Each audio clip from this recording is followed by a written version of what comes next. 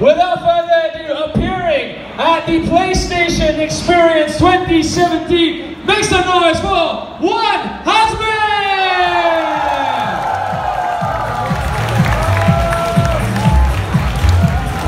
Wan, how you doing, man? Hey, long time no see, man. Oh, it's good times, good times.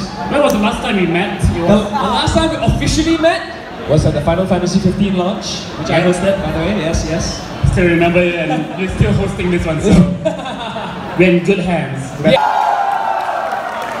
And to commemorate that, there'll be a bunch of new announcements. So this means we are hearing it here first. Yes, correct. We are hearing it here first, guys. All right. So obviously, Wan Hazmer. Yes. You like people to call you Haz? Yep. So everybody say hi, Haz. Hi, Haz. Hi. Hello, everyone. Why don't you tell us a bit more about yourself for those who don't know you as well?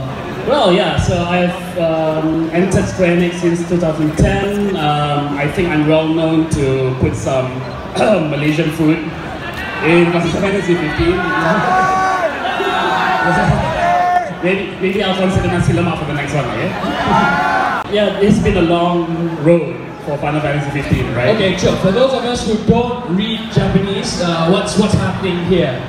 So before Final Fantasy 15 was launched, we were challenged, right? We knew that Final Fantasy was not at the pinnacle of RPGs, and we had to acknowledge that. So some of the posters read, you know, that we have to grab the throne again, reclaim the throne, for example. So we have this poster posted up on our whiteboard. When you enter the office, you will see this first. And yep, thanks to that, the result was tremendous. I love this quote. It's made Final Fantasy relevant again. Let's give that a round of applause, guys. I think it's a bit too early for that, because... Why? Oh! This deserves a round of applause! Yep, and still going strong. And we are releasing more products by the day, so yep. It's very, very cool stuff. Alright, Haz. This is a very interesting slide. What is Final Fantasy 15? Yes, so Final Fantasy 15 is a game, as you know, but it's not just the game itself. It's a huge universe, like, I'm sure you know what I'm talking about. I know this. There's a movie, there's an anime, there's shorts. It's so good. So DLCs, cool. Episode Gladius, Episode Prompto, and coming Episode Ignis as well, right? Yeah. And of course, in Final Fantasy 15, we had all this. And of course, our fans responded with this. Moving on, let's talk about the new entry to the universe. Chop. This is when you're gonna start blowing our mind like. Okay, right? I'll try my best. Okay, so Haz, I'm gonna leave you to the stage because I want to join the audience to menikmati your presentation. Alright. So everybody, give it up for Haz! Okay, right, let's watch a teaser. Anytime soon.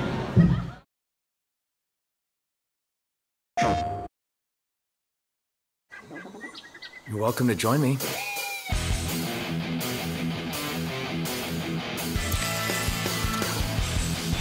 Hey, you got a bite. Don't let up. All right.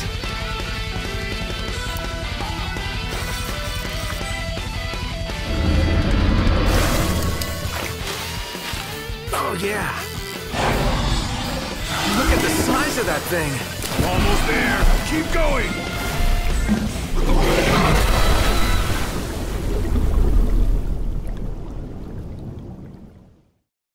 PlayStation.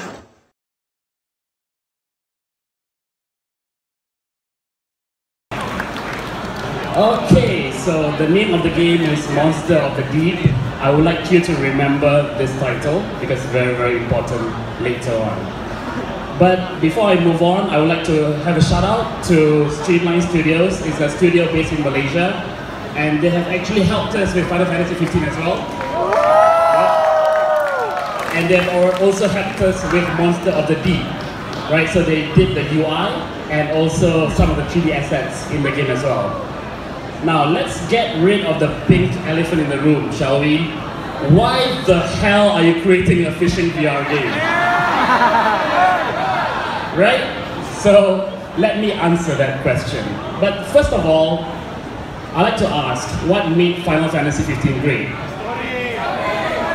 Side quests, fishing, story, road trip. I had road trip as well. NPC!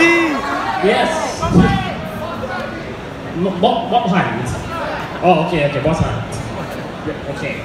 So all your answers could be summarized with one phrase, and that is user experience. And I don't know whether you have followed my stage presentations before this, but we actually go into caves, you know. Game developers are always locked in a studio and just go home and eat and then come back to office and work.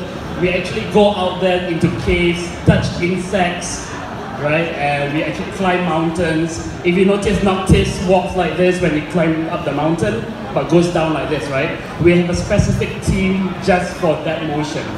So user experience is a very important thing for our game. And as you know, the road trip aspect of it, the travel aspect of it, the food, camping, and all that is what makes Final Fantasy 15 great.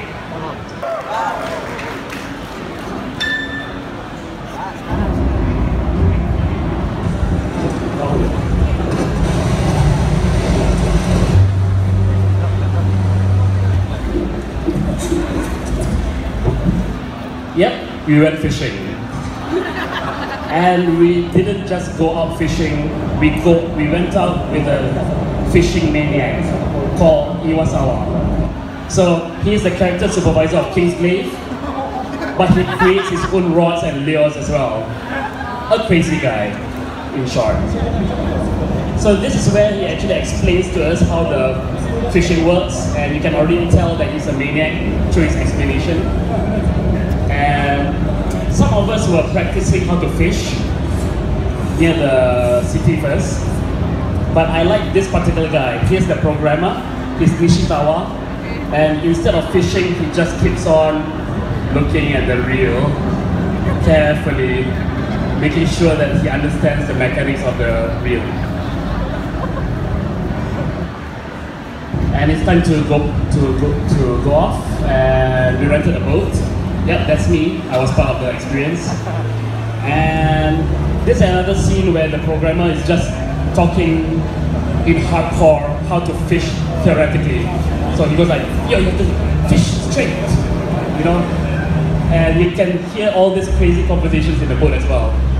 Now this is the beauty about fishing in Japan. You can actually fish in places like this, where you can fish near rusty shipyards. And you can actually look for all the hidden spots, like, you know, the places where there are shadows and all that, to get better fish. And we noticed that it's not very easy to get a fish. So we make sure that we take out the bad parts of fishing and put in the good ones, right? So later on I will explain to you the joys of fishing. And yes, in the game you can even aim lowly like that with the PlayStation Move. Of course, the joys of fishing also include serenity.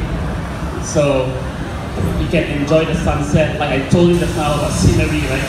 Interaction with the scenery, just enjoying the sun go down as you fish.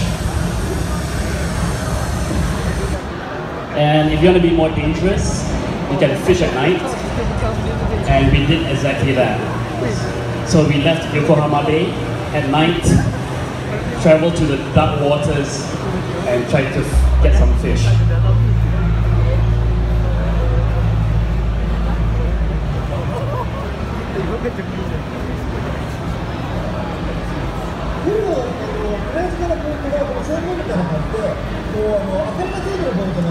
So you can already hear that this guy, he's crazy about fishing, so he's explaining the whole entire thing. Hey, you know we've got shadow, you have to aim the shadow, okay?